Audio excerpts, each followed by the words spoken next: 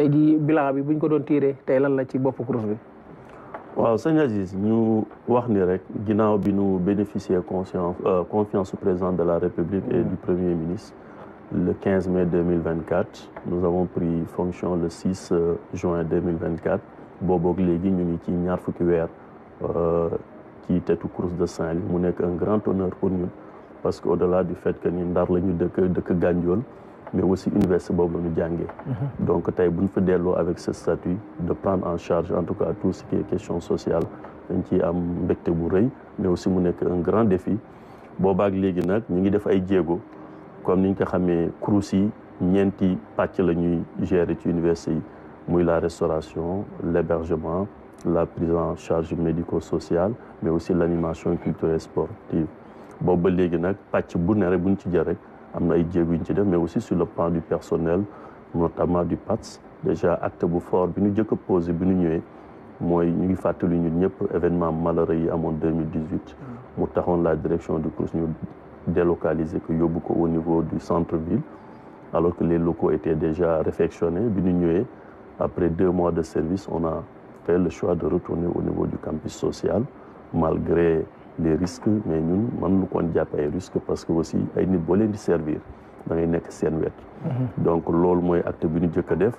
ci loolu aussi bilan wu 20 mois yi dafa am bilan boo xam c'est matériel ak bilan boo am c'est immatériel ci bilan bi nga xam ne c'est pas matériel je pense que acte bi ñu jëkk a posé mooy proximité bi ak les étudiants pour mën leen gën taxawu pour mën gën déglu leen pour mën jël en charge seen préoccupation ci la bokk mais aussi ci wetu personnel bi ñun dañuy gëm ni booy def management il faut faire le management par l'exemple au lieu ngay topp nit defal lii yow li nga war def dañ ciy nekk rek au fur et à mesure que les gens avancent dinañu gis ni kat fii mooy yoon bi je pense qu'au début c'était des incompréhensions mais aujourd'hui comme vous dites après 20 mois je pense que à l'unanimité les gens ont compris que ni dañu bëggoon que rek tegaat le CROUS Saint-Louis ci raay yi tegaat que par rapport à l'orthodoxie administrative je pense qu'aujourd'hui résultats yi mu ngi commencer tomber di ci sant les partenaires sociaux di ci sant aussi le personnel du CROUS mais aussi les étudiants sur le plan matériel aussi am nañu ay jéego yu ñu commencé dox léegi rek bi ma toogee maa ngi dégg le professeur muy wax problème sécurité yi amoon ci université bi lié au fait que position université bi entre 2 villages là avec des couloirs de passage avec les populations les animaux mu doon am un vrai défi de la sécurité tey on a des checkpoints on a équipé nos agents de sécurité parce que dañu jàpp ni la dissuasion moo jëkk ci sécurité tey jii tu peux identifier les agents de sécurité du CROUS on a eu des checkpoints on a eu des postes de contrôle à l'entrée des villages loolu yëpp mais ñëpp xam na ni aussi CROUS Saint-Louis ak Université Saint-Louis d'une manière générale plateforme étudiants yi lu ci ëpp assainissement da daan dellu si la question de l'eau potable da daan dellu si wax naa ko léegi la question du wifi tey avec les diligences des plus hautes autorités la question de l'assainissement est presque derrière nous je pense décor bi ñu daan gis ci université bi avec les ruissellements des eaux usées depuis 20 mois gisatuñu ko eau potable bi aussi avec la mise en service de l'usine de Xor aujourd'hui l'eau potable am na amélioration bu am solo les gens depuis 10 ans 15 ans seen sach daawul ubbi première deuxième tey am na amélioration bu am solo bu nga xam def nañ ko mais aussi sur le plan de l'animation culturelle sportive on a réceptionné un complexe sportif il y a des projets comme le parcours sportif ak yu bare yoo xam ni ñu ngi ciy def ay jéego restauration bi mu nekk un grand défi lié à la massification lié aux capacités d'accueil loolu aussi ak bor bu nga xamante ni yoreel nañ ko repreneur yi état bi def ci effort bu am solo ñun aussi au niveau interne ñu def ci effort bu am solo ba am nañu yaakaar ni courant 2026 bu fekkee ni dynamique bi wàccuñu ko rek yaakaar naa ni tous ces problèmes là seront derrière nous. kon ne xanaa ndongo yi amatuñ ay raisons pour nekk di dem ay grève ak yooyu. non université ni mu bindoo. xam nga kon lan moo tax. c'est parce que xam nga génération bu ne day am ay défis. Le professeur l'a dit tout à l'heure les dinosaures comme on les appelle ñoom bi ñu ñëwee ci université bi dara amu fi woon ay rabu àll lañ doon dëkkal seen défi beneen défi la woon ñun suñu génération on avait surtout le défi de l'assainissement tey génération actuelle bi dama jàpp ni seen défi bi ëpp solo c'est la qualité de la restauration mais aussi c'est les capacités d'accueil donc chaque génération day am ay défi mais aussi ñu sant bu baax parce que à chaque fois aussi autorités yi que ce soit au niveau interne que ce soit au niveau étatique aussi jéego yu am solo ñu ngi ki nekk di teg donc problème du fi jóg donc revendication bourse yi aussi effort yu bare am na ci mais comme li ñuy wax rek on a le défi de la massification dans un contexte de raréfaction des ressources financières au niveau de l'État donc moo tax défi yooyu dañ koy souvent di essayer di leen relever mais problème moom du fi jóg mais dañuy essayer de gérer. nouvelle politique bourse yooyu moom mbaa doon di jafe-jafe ci université yi. non jàpp naa ni bu waxtaan amee comme ni que ministre bi di defee ñu koy féliciter aussi parce que bi muy ñëw da ko wax mu ni moom action mu ngi ciy basé sur la concertation et sur le dialogue. Je pense loolu moo waral aussi fan yi ñu gis aussi ñu woo étudiants yi woo tous les acteurs qui tournent autour en tout cas de la question des bourses pour ñu xoolaat décret bi nga xamante ni xëy na tëggoon nañu ko te tey buñ ko appliqué à la lettre am na étudiants yu bari yoo xam ne tey jii duñu am bourse ñun leen nag ñoo leen ñu toog ñu waxtaan ñu xool décret bi nan lañ ciy gën ñoŋale ba nga xamante ni dinañu gën respecter orthodoxie budgétaire mais aussi dinañu bëgg am transparence ak équité ci question de bourse yi je pense que loolu la mais woon ci atelier 2 et 3 yi. c'est ça xel mën na dal. loolu xel mën na ci dal parce que même bu fekkee ni sax gi dégg nañu quelques bruits yoo xam ni. mais c'est des étudiants yu gedd mais je pense que ni bu ñu toogee waxtaan rek dinañu gis bunta et je pense dynamique boobu la ñuy dem et les conclusions bu ñu ko génnee dañuy xam ne l'objectif principal c'était ñu ñoŋal décret bi ba nga xamante ni état bi dina mën accompagner étudiants yi dans les meilleures conditions de séjour mais aussi pour ñu def seen ay études après ñu passer à autre chose. réforme yooyu du teggi ak yi nga xam ne ñoom am nañ ko ak wàññi yenn bourse yi. non mënu ko teggi parce que je pense que ay acquis moom boo leen renforcer wul doo leen wàññi et je pense que nguur gi fi toog aussi ci logique boobu la def mieux accompagner la jeunesse parce que xam na ni jeunes yi ñoo ñu teg fi ñu ne donc ñooñu aussi suñu devoir mooy ñu accompagner leen ba nga xamante ni seen jàng dina ko def dans les meilleures conditions. course restaurant yi fu mu toll ñetti tubaab mi ngi am ba léegi wala léegi ak condition d'hébergement yi tane na. bon restaurant yi moom laa wax léegi tey jii bu ñuy xool ñaari défis yi gën am solo yu ñu am mooy la question de l'hébergement et la question de la restauration. restauration bi ñëwee dañ fi fekk bor bu am solo buy toll ci presque 6 milliards. pour repreneurs yi. repreneurs yi ñoom tam ñu nekk ay jàmbaar malgré ça ñu ngi continuer di assurer le service. mais ren jii tey jii boo ñëwee entre bi ñu ñëwee ba léegi état bi ci bor bi rek def na ci lu am solo maintenant comme on dit en cours bi souvent moo ñuy rattraper mais bor bi en tant que tel bu ñu xool effort yi nga xamante ni moom la ci état bi def mais aussi nous au niveau interne suñu budget CROUS effort yi ñu ci def moom laay wax léegi naan bu ñu continuer ci dynamique bi am nañu yaakaar que ni ci courant 2026 ou fin 2026 au plus tard mën nañu épurer dette boobu bu ko defee aussi ñu xam ni accompagnement bi sur le plan de la restauration loolu ci pàcc yu am solo suñu mission la bokk. hébergement bi moom comme ni ñu daan def ñaari nit wala ñetti nit bokk ne tey jii ba gënt bëri ñi nga waxu massification. non professeur wax na ko tout à l'heure hébergement bi wax na ko aussi université bi ñu ko doon tëgg première génération bi 601 étudiants la ñu woon. tey jii ñun suñu génération on était 4000 aujourd'hui on va vers les 25000. waaw ci capacité d'accueil yi aussi suivre rythme croissance étudiants yi donc. soxla ngeen ay tabax yu yees. soxla nañu tabax yu bees am na ay chantiers yu fi ne yu nga xamante ni dañ ko war a redémarrer mais aussi mënuñu toog xaar étudiants yi ñu ngi ñëw il faut ñu trouver des solutions en tout cas palliatives. de fait que ñun déjà au niveau du CROUS on a essayé de faire des efforts au moins di def ay lits superposés di xool yenn. ba en tout cas poche yi nga xamante ni kenn utiliser wu ko woon ñu koy aménager pour au moins étudiants yi bu ñu ñëwee mën am fa ne c'est un réel défi mais aussi tous les jours on est dans la recherche de solutions. ñoom Assane digitalisation bi.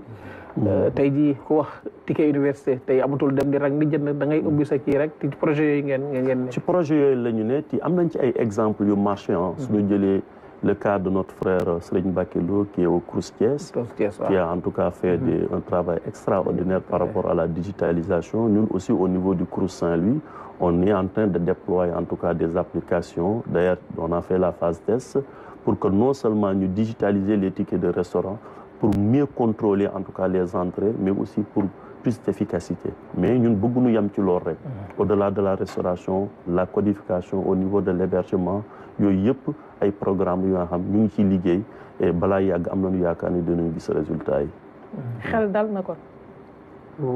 waaw xel mën na daal donc comme ni mu ko waxee il y a toujours des défis. mais gis naa ne on est sur la bonne voie. bu fekkee moom. l'autorité suprême au niveau du CROUS xam ne par ailleurs c'est un alumni. donc kan moo gën a mën a comprendre. les problèmes des étudiants que moom mi. te aussi bi fi ñëwee balaa muy egsi wax na yenn jéego yoo xam ne vraiment def na ko ci côté sécurité bi. wax na aussi ci côté hébergement avec restauration bi jéego yu am solo li mu ci def te boo xoolee lu wax léegi ci dette bi doon nañ ko dégg mu doon voilà un chiffre astronomique mais bu waxee ne épuré nañ ko ba li ci des bëreetul noonu loolu lépp aussi day tax ñu mën a am yaakaar ne étudiants yi ils seront dans de meilleures conditions et que conditions sociales yi bu amélioré rek dafay am répercussion ci conditions pédagogiques yi kon ñun ñu nekk ci volet pédagogique bi dañ am intérêt pour que fële social bi dox waaw parce que bu social bi doxee rek pédagogique bi parce que généralement perturbation yi ci social bi lay jógee alors tey jii perspective yi fan la toll ci année 2026 bi taxawaay bi li ngeen bëgg a def ba gën a ñoŋal université bi waaw mooy ci mettre les étudiants dans les meilleures conditions de performance te loolu comme ni ko professeur wax xëy na dafa am pàcc boo nga xam mooy volet pédagogique bi mais étudiants yi aussi campus social bi mooy seen dëkk fa la ñuy dëkk donc li ci ëpp solo ñu nga xamante ni ñu ngi kiy mbëbët mooy déjà ñu ñaan yàlla d'abord que autorités yi accompagner ñu ci finir chantier yi notamment plateforme Village Eau le chapiteau du restaurant numéro 2 de 1200 places mais aussi l'extension du service médical parce que service médical bi bi ñu koy def aussi c'était dans les années 90 tey jii les capacités d'accueil gis nañu ni mu mel donc yooyu yëpp c'est des projets yoo xam état bi ci wàllu boppam engagé wu na ci pour continuer ces chantiers là mais ñun aussi au niveau du CROUS aussi donc au niveau de l'animation culturelle sportive on est en train de construire par exemple un parcours sportif on a réceptionné en tout cas un terrain synthétique le deuxième terrain basket bu nga xamante ni moo nekk au niveau du CROUS aussi si projet yi la bokk une bouillanterie bu nga xam ça permet aussi tout ce qui est drap ñu mën ko nettoyer suñu bopp ci biir université bi donc yooyu c'est des programmes yoo xam moom la ñoom mais aussi au niveau du personnel parce que c'est vrai dañuy wax étudiants mais le personnel aussi ñi accompagner étudiants il faut nga mettre leen dans les conditions yoo xam ni dina leen permettre ñoom aussi ñu mën def liggéey bi ni mu waree notamment les ouvriers on projette de construire ce qu'on appelle la plateforme des ouvriers les équiper ba nga xamante ni ñoom taxawaay bi ñu war am pour accompagner étudiants yi dinañ ko am donc ci yooyu la ñu nekk personnel bi aussi il faut le dire quand on venait d'arriver parce que aussi c'est ça le problème dans les centres des œuvres dans la perception au niveau de l'opinion publique dañ doon jàpp ni rek que CROUS yi c'est des institutions pour caser une clientèle politique bi ñu ñëwee aussi c'est vrai que dans un contexte post-électoral des élections de 2024 on avait vu qu'on avait des problèmes de salaire des effectifs de pléthorique on avait 1600 temporaires aujourd'hui on est à 800 et aujourd'hui tey le campus bi gën set prof il est témoin tey jii au niveau du personnel yaakaar naa ni les conditions s'améliorent et ci dynamique boobu la ñuy dem parce que aussi boo bëggee taxaw étudiants ñi leen di taxaw aussi il faut les mettre dans les meilleures conditions pour ñu mën prendre en charge préoccupation étudiants yi ngénte tubaab bi mu wàññeeku lan ngeen ci bëgg pour ngénte tubaab bi wàññeeku moom lan moo koy waral ngénte tubaab bi xam nga moom exception la moom te daa am lu koy waral dafa am lu koy waral et malheureusement pour le social tey jii bu amee un problème au niveau pédagogique sax mu ñëw feeñ ci yéen fi ñuy tàppe si au niveau du social yéen a koy dékku parfois da ngay gis ay plateformes yoo xam ni ça n'a rien à voir avec le social mais pour tàppe social bi moo gën sensible donc foofu la ñuy tàppe donc liñ ci am lu nga xamante ni mooy côté restauration bi mooy d'abord finir le chapiteau mais aussi comme ni ma ko waxee épurer dette bi bu ko defee repreneurs yi daanu gën am des moyens d'agir loolu daal yaakaar naa bu ñu ko defee côté restauration bi moom dinañ ci gis amélioration yu am solo mu mel ni ci début émission bi professeur mu ngi doon wax jubbanti enseignement yi mel ni ñuy commencé année scolaire bi ci jamono yi ñu ko xamee di ko jeexal ci juin octobre juin loolu mel na ni jamono yi moom moo créé sax problématique bu bourse yi tout à fait parce que tàmbali wu ñu jamono yi ñu daan war a tàmbali te réforme bi dafa mel ni moom it buggul fay li nga xam ne étudiants yi jàng ko léegi mu mel ni kon problème moo jur problème boobu juraat même problème donc loolu cercle vicieux boobu ban taxawaay ngeen ci am côté pédagogique mais aussi côté social bi mais le problème mooy défi la boo xam ni ça interpelle tous les acteurs des universités. Parce que le principal problème mooy dérèglement calendrier universitaire bi. jour bu calendrier universitaire bi revenir à la normale. ay grève moo ko indi woon. tey grève moo ko indi. et je pense que ñun Saint-Louis on est en train de faire des efforts énormes. C'est le lieu de féliciter en tout cas le recteur et tous les directeurs du FR. tey jii bu ñu suivre calendrier bi nga xamante ni moom le conseil académique validé octobre 2026 ñun à l'université Gaston Berger dina am calendrier bu normal. te loolu aussi yi ñaan yàlla année 2026 aussi ñu bañ am des perturbations wala buy amit muy doon des perturbations mineures yoo xam ne du impacté ci calendrier bi. mais bis bu ñu maîtriser calendrier bi rek. que ce soit du côté pédagogique que ce soit du côté social. je pense que problème li ci ëpp mën nañ ko dépasser. damay génn ci jël beneen casquette bi mu coordonnateur section communale Pastef bu Ndiébène Gandiol situation bu parti Pastef ci département de Saint-Louis. waaw parti Pastef dans le département de Saint-Louis c'est comme le parti Pastef partout au Sénégal mu nekk parti buy màgg ak ses lots de problèmes ses lots de défis de la massification mais aussi des ambitions en perspective des élections locales mais ñun au niveau du département de Saint-Louis dañuy sant yàlla parce que nous avons une coordination départementale boo xam ni sous la conduite éclairée du coordinateur Modou Mbène Gueye directeur général de l'ASEPEX boo xam ni wax dëgg yàlla au niveau du département à l'échelle des 5 communes on est dans une synergie d'action boo xam ne ça nous permet activités yu bare ñu koy defandoo mais aussi de continuer de massifier le parti à travers des activités sectorielles dans les communes mais aussi des activités au niveau départemental mais comme on dit dans tous les grands partis il y a toujours des défis de massification yoo xam ni des défis par rapport à des problèmes internes yoo xam ni xëy na ñu ngi am yaakaar ni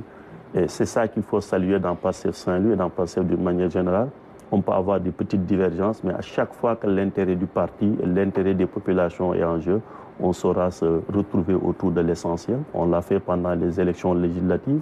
quand le parti a décidé, quand on a eu nos candidats. Tout le parti est mobilisé à accompagner nos candidats et je pense que c'est comme ça que ça va se passer, Inch'Allah. local bi nattukaay lay doon pour xool ndax Pastef mi ngi peser li muy peser ba tey ci Ndiébène Gandiol local yi. élection locale yi waaw ci Ndiébène Gandiol mais aussi ci département de Saint-Louis c'est vrai que élection présidentielle yi génn élection législative yi Pastef ak ses alliés au niveau communal et au niveau départemental am nañu taxawaay bu am solo je pense que loolu commencé wul sax depuis 2019 booy xool au niveau national malgré les grandes coalitions le Pastef avec le président Ousmane Sonko ñoo jëloon 2e au niveau du département de Saint-Louis donc dynamique boobu mos ñu ko wàcc moo tax aussi ci loolu lañ nekk di liggéey pour au moins consolider on est en train de consolider ce qu'on a eu comme acquis et je pense que élection locale yi ñëw baromètre la pour ñu xam ni Pastef Saint-Louis au contraire taxawul fi mu taxaw mais dafa yokku vas-y. oui su ngeen di wax ne da ngeen bëgg a am million ñi militants yi ñu ràññee xam leen yéen a ngi ci waa jaayam carte bi Pastef tur bi ndax tey ñi ngeen di wax ni mu toll mën nañ leen méngale ak ñoo xam ne ay militants lañ wala ay sympathisants est-ce que données yi pour wane ne effectivement ñii c'est des Pastef au sens originel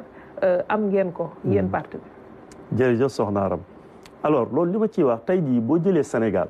parti politique yëpp gëwuma ni am na parti politique bu fi jaay 500 000 cartes gëwuma ko Pastef y compris maintenant bu ñu jëlee baromètre bi mujj mooy les élections législatives ak les élections présidentielles yu ñu génn le parti Pastef avec ses alliés la coalition Diomaye président mais aussi au niveau de la coalition Pastef au niveau des élections législatives am nañu environ 1,5 million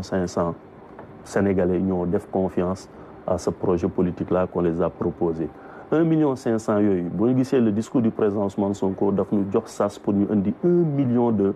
patriotes engagés parce que tout simplement am na sénégalais boo xam ne xëy na sympathisant la jëndul carte membre Pastef am na sénégalais boo xam ni politiqueul mais dafa dégg le discours dégg le programme mu ànd ci ak waa Pastef ñun c'est millions de sympathisants comme vous le dites yooyu la ñu bëgg convertir en des patriotes engagés au service du Sénégal et au service en tout cas du projet de Pastef loolu moo wax tax depuis le 15 décembre le président du parti le président Ousmane Sonko lancé cette fois-ci un ordre lu mun a xam lu raar nga dégg mu ni c'est un ordre parce que loolu la bëgg ñu convertir en des militants et boo xoolee un peu partout au Sénégal que ce soit dans les départements mais aussi dans les communes Ndiébène Gandiol y compris on a lancé l'opération Yaatal Pastef boo nga xamante ni on l'a démarré le 5 janvier avec une fan zone qui a permis de lancer les activités et tout au long de l'année 2026 ci dynamique boobu la ñuy nekk bu ko defee ñu mën atteindre objectif bi nga xamante ni moom le président du parti mais aussi le parti d'une manière générale sas na. Saint-Louis ndax xeex bi dina yomb Saint-Louis mel ni dafa am bastion yi des ba léegi de. Saint-Louis pour man xeex bi mënul yomb. parce que mosul yomb. surtout dans parti boo xam ni comme Pastef la nga xamante ni dafa juddu rek ñu song ka mais n'empêche muy def ay jéego yu am solo tey jii on est dans l'exercice du pouvoir xëy na défi yi bokkul mais aussi jàpp naa ni Pastef fa mu newoon fa la nekk ba léegi du yomb partout mais aussi je pense qu'avec le discours avec les premiers actes qu'on a posés malgré un pays en difficulté je pense que l'espoir est permis que ni bu ñu demee élection locale razzia bi nu amoon ci élection législative am ko ci présidentielle incha allahu rabbi am nañu njort bu baax que ni avec cette dynamique là dinañ ko amaat. te xanaa déggoo Sénégalais yi ne dëkk bi dafa métti. mais soxna Aram dëkk bi mosul neex dëkk bi kañ la. dëkk bi bi ngeen di ñëw kay dañ yaakaar ni mu neex moom boobaak léegi mu ngi dem mandat baa ngi puus. te ba léegi jàmbat gaa ngi bëri. dëgg la waaw loolu tamit du peser sur la balance par rapport ak li nga xam ne yéen a ngi koy wuti. très bien. boo xoolee récemment dama dugg sur YouTube di xool les premières années du régime passé ba 2013 2014 da nga doon dégg Sénégal naan dëkk bi dafa metti ba nu doon dëkk bi dafa màcc. je pense que si tu prends l'exemple aussi du régime libéral les 4 premières années c'était la même chose mais ñun li ñu hérité ñoom hérité wuñu ko ñu on a hérité un pays en lambeaux j'allais dire malgré ça les 2 ans yi ñuy dugg wàññi nañu dund des efforts sont en train d'être faits masuñu dégg pays boo xam ne ñu ñëw ñu ni la plus de 32% de son PIB tey jii li yàlla xam doy na mu continuer di fay ay salaire loolu masuñu ko gis donc effort yooyu yëpp n'empêche engagement yi état bi amoon yëpp mu ngi ciy def je pense que ni bu nee dëkk bi dafa metti rek xëy na dafa am circuit yu nga xamante ni daawul jaar yoon moom la gars yi tëj mais yaakaar naa dëkk bi mu ngi avancé mu ngi dem et je pense que les mois à venir aussi dinañu gën consolider yu nga xamante ni action yu nga xam ni gouvernement mu ngi ciy teg. waaw. Ndiabel Gandiol. problème yu lié à son développement. ñi ngi def xorom ba léegi wala léegi am na yeneen source de revenu yoo xam ne population bi ñu ngi koy. alors la commune de Ndiabel Gandiol booy xool c'est une des 5 communes du département de Saint-Louis mu nekk commune bu am potentiel mais aussi qui a des défis sur le plan du développement. effectivement xorom bi mu ngi fa ba léegi. Fatou dañ daan dem Saint-Louis bi ñuy jàng dañ daan dem defi exposé foofu. def ay visite dem di defi ji. tout à fait nga dem ñu may la sax xorom nga. c'est ça diw xorom yi ñu ngi fi le défi aujourd'hui mooy lan mooy ni ñu ko doon exploiter de manière en tout cas traditionnelle ñu moderniser que tey jii au-delà du sel tey jii on a le minier lu mel ne zircon am na fa. lu mel ne par exemple les carrières de sable potentiel touristique bi mu ngi fa. mais les 2 plus grands défis à mon sens que Ndiabel Gandiol est en train de vivre c'est le problème du canal du Gandiolé nga xam ne tey jii bis bu ñu ko bëttoon mu dugg dans le domaine en tout cas côté Gantour dugg biir Gandiol yëpp je pense que objectif bi nu am ci souveraineté alimentaire Gandiol mën na ci jouer lu am solo beneen défi majeur bi nu am mooy la question de la brèche tey jii dañ naan brèche de Saint-Louis mais brèche bi Gandiol la ne tey jii boo demee dégâts yi bref bi def si littoral bi des villages de Pilote Bar Tassinière sont menacés. mooy Bëlba. tey jii la pêche dañuy wax par exemple plus de 600 doomu Ndar d'une manière générale ak waa Gandiol ñàkk nañu seen bakkan foofu. la pêche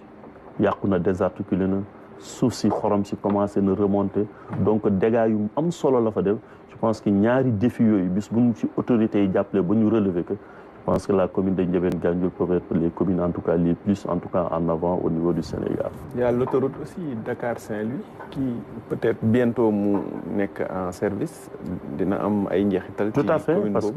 loolu day permettre le désenclavement parce que aussi c'est un défi qui est là désenclavement certaines zones yu nga xamante ni nekk nañ ci les 29 villages yi polarisés commune bi am na zones yu nga xamante ni les pistes rurales mais aussi autoroute bi day permettre ñu amaat beneen entrée boo nga xam day désenclaver la commune mais aussi le département de Saint-Louis d'une manière générale. docteur da nga am ambition pour sa commune. seen maire mi ngi liggéey. bon mu ngi def li mu mën a ni mu ngi def li mu mën je sais parce que Sonaram en fait ñun doomu Gandiol lañu Gandiol lañu juddoo Gandiol lañu yaroo màgge fa dem jàngi génn à l'étranger dellu si waat di servir tey parce que au-delà de tout on est enseignant à l'université Anta Diop de Dakar mais tey jii bi ñu amee confiance président de la République mais aussi bi ñu le président Ousmane Sonko woowee ci kaay leen defar Sénégal dañ ko ci fekk si te kaay defar Sénégal defar sa gox la jiite et donc ñun waxuma ma personne